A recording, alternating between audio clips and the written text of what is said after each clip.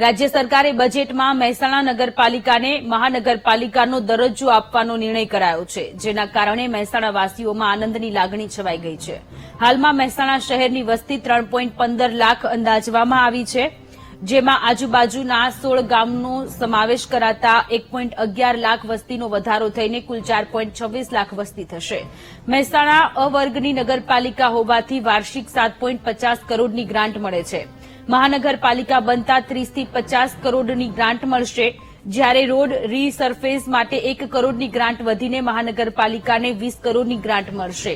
Town પ્લાનિંગનો સુયોજિત વિકાસ થશે, નકશો બદલાશે અને રસ્તાઓ પહોળા થશે. મહાનગરપાલિકામાં સમાવિષ્ટ વિસ્તારની મિલકતોના ભાવ વધશે. મહાનગરપાલિકા બનતા શહેરોમાં હાઈરાઇઝ બિલ્ડિંગ બનાવી શકાશે. હાલ 1.5 FSI હેઠળ બિલ્ડિંગો બની રહી હતી, તેની જગ્યાએ 4 થી 5 FSI મળતા 30 થી વધુ માળની બિલ્ડિંગો બની શકશે. આજુબાજુના સીમાંકનો જે મહેસાણામાં ભળશે એ લોકોનો ઝડપી વિકાસ થશે. જે મહેસાણા શહેર આપણે મોદી સાહેબનું જે શહેર ગણીએ છીએ એનો જે અત્યારે વિકાસ થઈ રહ્યો હતો એમાં અમે લોકો હરણફાળ ભરીશું અને આ વેપારીઓને અને બધાને વેપાર વધશે. આપણા જે ડીપી ટીપી નવા જે બનશે એનાથી મહાનગરપાલિકાને ફાયદો થશે, મહેકમ વધશે, અમારી જોડે ફંડ વધારે આવશે, અમે એનો વિકાસ માટે ઉપયોગ કરી શકીશું. આ બધા ઘણા બધા ફાયદા થશે મહાનગરપાલિકા બનશે પછી. મહેસાણા નગરપાલિકાનો હયાત વિસ્તાર છે તેમાં વધારો થશે. નજીકના જે પણ ગામડાઓ છે 3 કિલોમીટર સુધીના લગભગ 16 જેટલા ગામડાઓ છે તે ગામડાઓ મહાનગરપાલિકા વિસ્તારમાં સમાવિષ્ટ થશે. જે ગ્રાન્ટ મળે છે હાલ સ્વર્ણિમ જયંતિ શહેરી વિકાસ યોજના હેઠળ વાર્ષિક 7.5 કરોડની, તે અંદાજિત 20 થી 25 કરોડ રૂપિયા જેટલી મળશે. વધુમાં અન્ય ગ્રાન્ટો જેમ કે વ્યવસાય વેરા છે, ખેતી વિષયક ગ્રાન્ટ છે, શિક્ષણ ઉપકરની ગ્રાન્ટ છે કે રોડ રિસર્ફેસિંગની ગ્રાન્ટો છે, તેની પણ ક્વોન્ટમમાં જે અત્યારે 1 કરોડ આ વર્ષે મળેલી છે તેમાં લગભગ 5 થી 7 કરોડ જેટલી એ પણ ગ્રાન્ટ મળશે.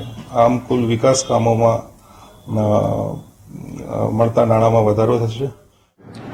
મહેસાણા વાસીઓને એક ફાયદો એવો થશે કે જે અત્યારે નગરપાલિકાને 7.5 કરોડ રૂપિયાની જે ગ્રાન્ટ મળે છે સરકારમાંથી, તે 40 થી 50 કરોડની ગ્રાન્ટ મળશે. એટલે નગરપાલિકા રોડ રસ્તા, ગટર, સ્ટ્રોમ વોટરનું સારી રીતે કામકાજ કરી શકશે. રોડ રીસર્ફેસ માટે 1 કરોડની ગ્રાન્ટ મળે છે, એની જગ્યાએ 10 કરોડની ગ્રાન્ટ મળશે મહાનગરપાલિકા બનવાથી. એ ફાયદો નગરપાલિકાને થશે. ટાઉન પ્લાનિંગ મહાનગરપાલિકાનું થશે, મહાનગરપાલિકાની FSI મળશે.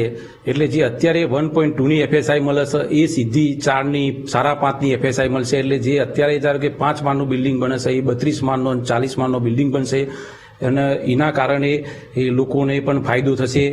અને રોડ રસ્તા મોટા હશે, ગટરની વ્યવસ્થા હશે અને પાણી, લાઇટ બધી સુવિધાઓ હશે તો પબ્લિકને પણ ફાયદો થશે.